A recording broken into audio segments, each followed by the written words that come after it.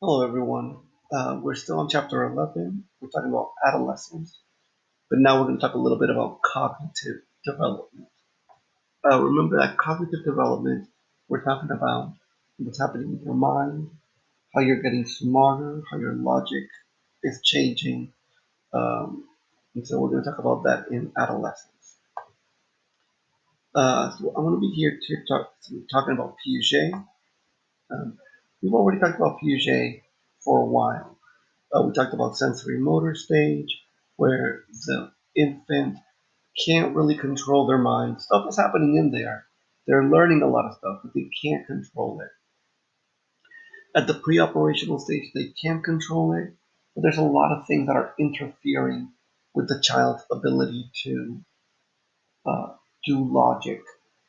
Things like centration, appearance of reality, animism, artificialism. We've talked about all during 7 to around 11, the child is at their concrete operational stage. Now the child can do logic very well. They're getting really smart. They're learning new ways to learn, but they still have a hard time with hypothetical problems and abstract until we enter the formal operational stage, which is 11 and older. And here, the child is about to enter adolescence, and now they're actually quite good at just sort of thinking like an adult. You can teach a 11, 12-year old almost anything you can teach an adult. And obviously, they have to learn and they got to take time to learn it right. But as far as following the logic, they can do that rather well. Now, the formal operation stage is the last stage for Piaget. We do often talk about post-formal, but that was not one of the original stages for Piaget. For Piaget, this was the last stage. Here, the child, the adolescent, has flexible thought, reversible operations. They can think about abstract ideas and hypotheticals. And it's going to begin at around 11 or 12 years old. Adolescents can follow and formulate arguments. They can sort of develop good conclusions, and they can use different methods of logical thinking to get to that.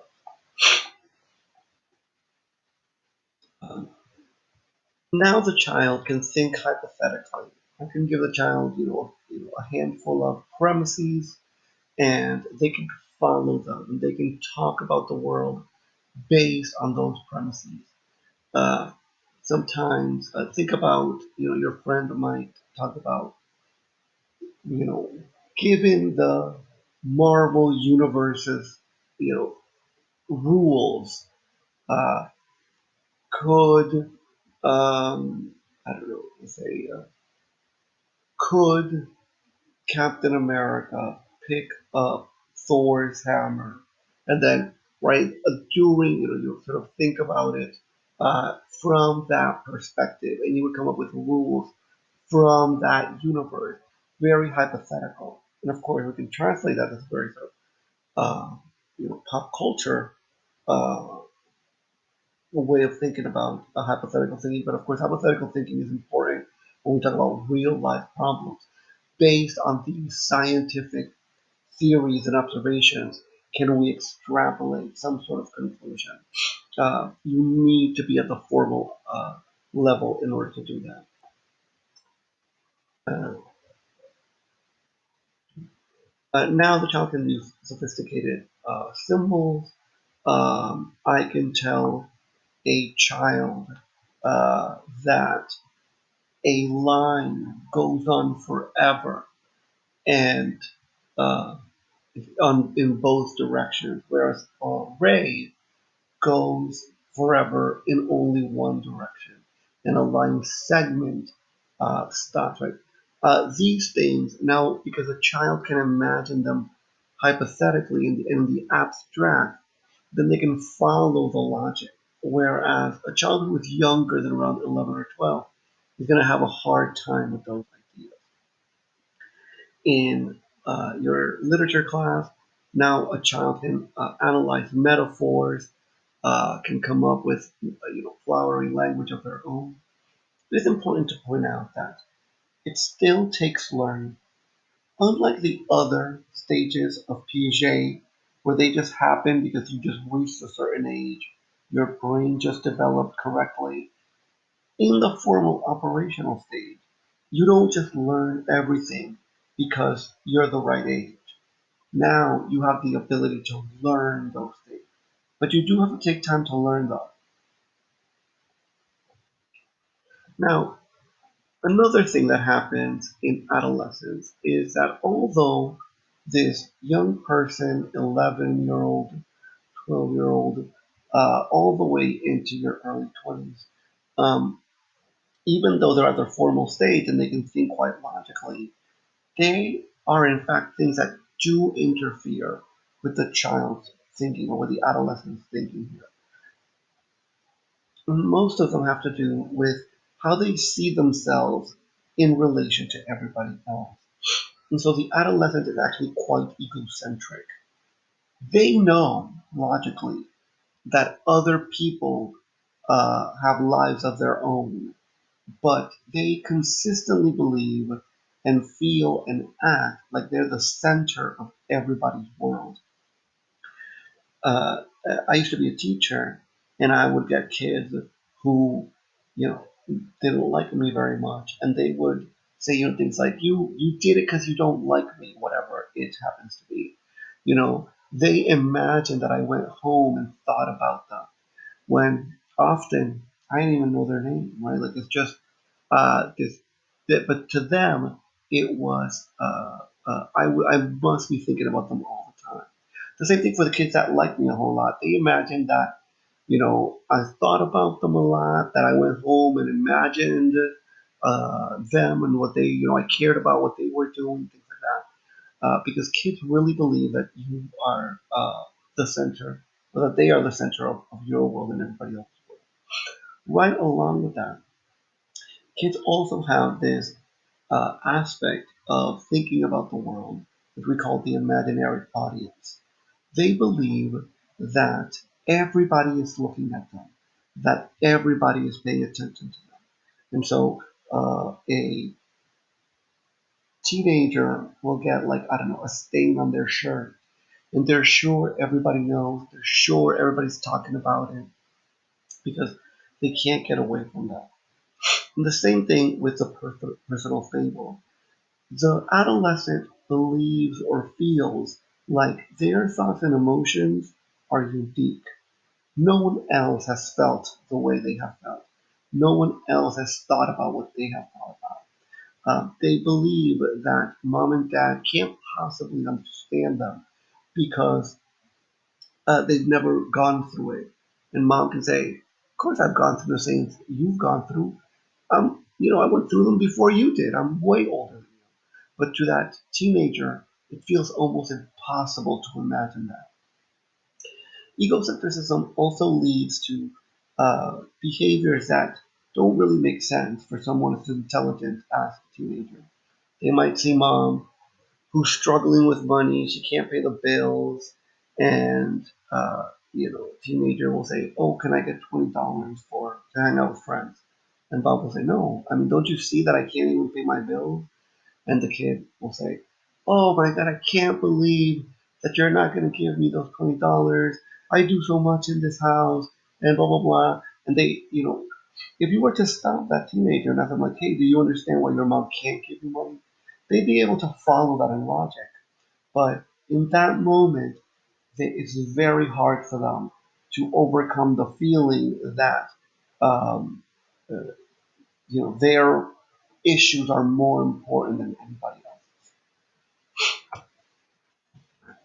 Talk a little bit about gender differences in cognition. Uh, Consistently, females tend to do better than males in verbal skills. There are exceptions to this. Gay men tend to do better than females, but on average, females do better than men in verbal ability. Obviously, culture plays a part of this. we, from a very early age, ask girls to express their feelings with words, and when boys get angry and they, throw a tantrum, we often say things like, "Oh, boys will be boys," and so we don't push boys to be as verbal, to express their feelings as much, and so they don't, and so uh, their verbal skills tend to suffer because of that. On the other hand, boys tend to have better visual spatial abilities. Uh, Boys are better at visualizing shapes and things in their mind. Um, this is obviously an important skill in art and architecture, engineering. Men tend to just do better at this. A good example is you're in your car and you're following your GPS, and your GPS says it's going to be 400 yards. And some people go 400 yards, and they see where that is. They just look at it. I know what 400 yards look like. Someone with low visual spatial abilities, they go, "Ah, is this it? Oh, is this it?" Right? Because they can't visualize that very well. Now, is visual spatial abilities stronger in men because there's an evolutionary reason for this? Does it have something to do with at some point in history, men had to throw, I don't know, spears to catch a, a deer to eat. And so visual spatial skills became important. And so there's some evolutionary aspect to that. There could be. But there is a much more likely chance that is social, just like verbal skills are in female. Um, uh, what happens early on in life, we give boys blocks to play with, Legos. We teach them how to catch early. We teach them how to throw balls and, keep your eye on the ball and sort of visualize it before you hit it. I'm going to throw this football at you and you have to be able to catch it. And all of boys' activities have a visual spatial aspect to that. So boys learn that a lot earlier than girls. And unless girls are sort of catching up with playing sports and things like that, then they get older and they are just not as good as boys in visual spatial ability. But of course, we all know a woman who's great at direction, who's great at sports, the same way that we all know a boy who's great at verbal skills. Uh, this is more social than it is biological. What you're looking at here is a type of question that you might get in an IQ test. And they'll say, look at figure one. If we were to turn it to the right and then around, what would it look like? And you'd have to tell me, A, B, C, D, or E. If you are good at visual spatial skills, then you'd be able to sort of flip that in your head pretty well and just match it. If you're not, it's like you have to look at them all independently and be like, okay, what about this one? Okay, what about this one? I'd like to tell you that I am awful at visual spatial skills, and I to this day am not 100% sure which one of these would be correct. I think it's C, but honestly, there's like four of them that always confuse me, at least for one, I think. Um, uh, Now, boys also tend to dominate in mathematical skills. At least in the past, they did. It's starting to even out a bit. Um, Males, adolescents, at least in the past, used to outperform female adolescents. That tends to not be the case anymore. But these beliefs still persist. People still believe this. Um, and uh, we still see the ramifications of that. There are still more men in the STEM fields. STEM meaning science, technology, engineering, and math. Let me see if I have a slide for this. No, I'll say it here. Um, there is a chance that the reason for this has little to do with girls' ability and more to do with boys' ability. So we used to think that the reason more men went into the STEM field was because boys were better at math and science. But in fact, what newer data seems to suggest is that girls can be good at math and science and technology, but they're also very good at verbal skills, and they're also very good at social skills, usually more than boys.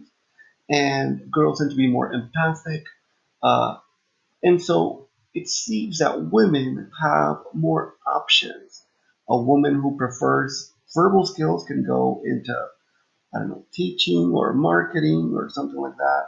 A woman who's more empathic might decide to go into nursing or the medical field, where men consistently are not very good with their verbal skills, at least on average, and our empathic skills are just not as good as women. Again, usually that has to do with uh, uh, the social aspect, how we grow up. It's not that boys don't know how to be empathic, it's just not a skill we like to use. And so essentially boys don't have as many options. And so they go, hey, the skill that I have and that I enjoy is math and science, and so I'm more likely to go into the math and sciences because of that. We'll have to see if the data continues to follow that path. That is really an issue with options. But right now, the data does seem to suggest that that is what's driving. That doesn't change the fact that we want to get more women into the STEM fields, and we want to get more men into nursing and education and other fields as well. We want to talk a little bit about moral development.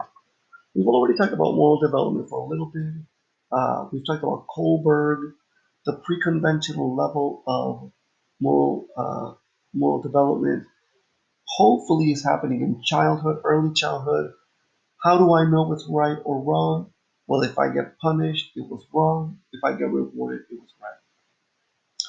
At the conventional level, which is begins sort of middle to late elementary school, um, we're looking for social groups. What does my social group want? If my social group is happy with me, I'm a good boy. If my social group is angry with me, then I'm a bad girl. Um, and as you get a little bit older, a little bit wiser, then that shifts into law and order. What does the law say is right? What does the authority figure say is right? By the time you're an adolescent, you should be able to get to that post-conventional level in Greek. I say you should be able to, but not everybody does this. Most people stop at law and order. It takes a mental effort to move beyond that. However, if you're at the post-conventional level, you have some ethical beliefs. Things like we shouldn't hurt other people. Um, it uh, it's wrong to disclose secrets that someone told you in confidence. It's wrong to betray people. Just different ethical standards that might be personal or might be professional. And you try to follow your ethical standards as much as possible because you feel that there's this social contract. This idea that if I act right and you act right, then the world will act well and we'll live in a good society. You'll notice that I put there lesser of two evils because, as I talked about last time, sometimes two ethical ideas interfere with one another. And so there is let's say it's a woman who steals formula for her baby, and you have to make a decision. Is it wrong that she stole the formula? But there's two ethical standards that are going against each other there. One of them is likely you shouldn't steal, you shouldn't take something that doesn't belong to you. Somebody else is going to suffer financially because you stole something, right? That's a sort of an ethical standard about stealing. But there's this other ethical standard, which is you should take care of your baby, society shouldn't allow baby to go hungry, etc. Well, these two things are interfering with one another. If you're at the social contract level, you're going to choose the lesser of the two evils. And you might say, yeah, it's wrong to steal, but it's worse to let a baby go hungry. Or the opposite. You can say, it's bad to let a baby go hungry, but it's worse to steal. Um, and you're just going to choose whichever one you value the most, whichever ethical standard you value the most. There's a problem with that, of course, which is the ethical value that I think is important might be different than the one you think is important. And so that's going to create a social problem. Some people, given enough education, could get to the universal principles level. And I always like to make the point that no one actually gets here just automatically. You have to learn this. You have to do it sort of slowly, often on paper, because it takes effort. Um, and so at the universal principles level, you would say you can't break either standard. You can't let the baby go hungry, and you can't steal either. And so that's a problem because now we have to create a new way of thinking. Then how are we going to get this baby fed without stealing this? Obviously, the mom can't pay for it. And usually, every time you come up with a new idea, like, hey, maybe somebody else can buy it from her, there's a new ethical standard that stands in the way. So you say, maybe somebody else can get out other people to pay for it. You go, hey, wait a second, other people shouldn't be forced to pay the things for somebody else if they don't want to, right? That's a different ethical standard. So now we have three different things interfering with each other. And so our plan is to get more complicated and more complicated. And so imagine what that would be like if you found $10 on the floor and you go, okay, so what's the most ethical thing that I can do? Would I be breaking an ethical standard if I keep it? What if I give it to lost and found? What if I give it to a homeless person? And you would have to come up with a complex plan to make sure that you didn't break any ethical principles that you believed in. And that's too hard. No one's going to do that. Usually, we think about universal principles for judges, doctors, lawyers, and all you have to do is open the paper every once in a while to know that even those people whose job it is to do this well often fail at it. Most people do not do this well. That's just kind of what I said. I'll let you sort of read through that in your PowerPoint.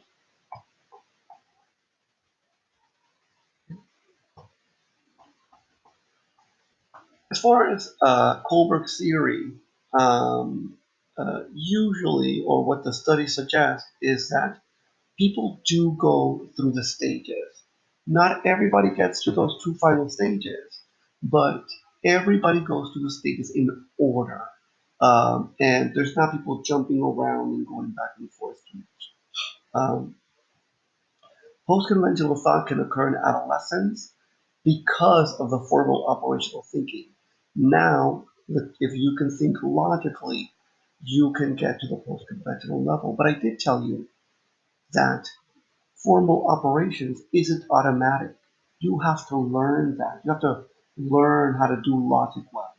And sure enough, the post-conventional level of moral development, you have to learn to do that well.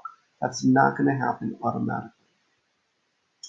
If post-conventional thinking is absent in is absent in developing societies. In other words, in societies where there isn't, let's say, formal education and there aren't sort of, beliefs or laws that take into account ethics, and we don't talk about ethics. In those cultures, there those people don't often get to the post-conventional level at all. They get stuck at the conventional level. But as I mentioned, even in even in societies that are well developed, like ours that have a long time of formal education, some people just don't do this well. In fact, most people don't do this well. Yes. I am gonna pause the video here. The next video is going to be about school and workforce, um, still in chapter 11.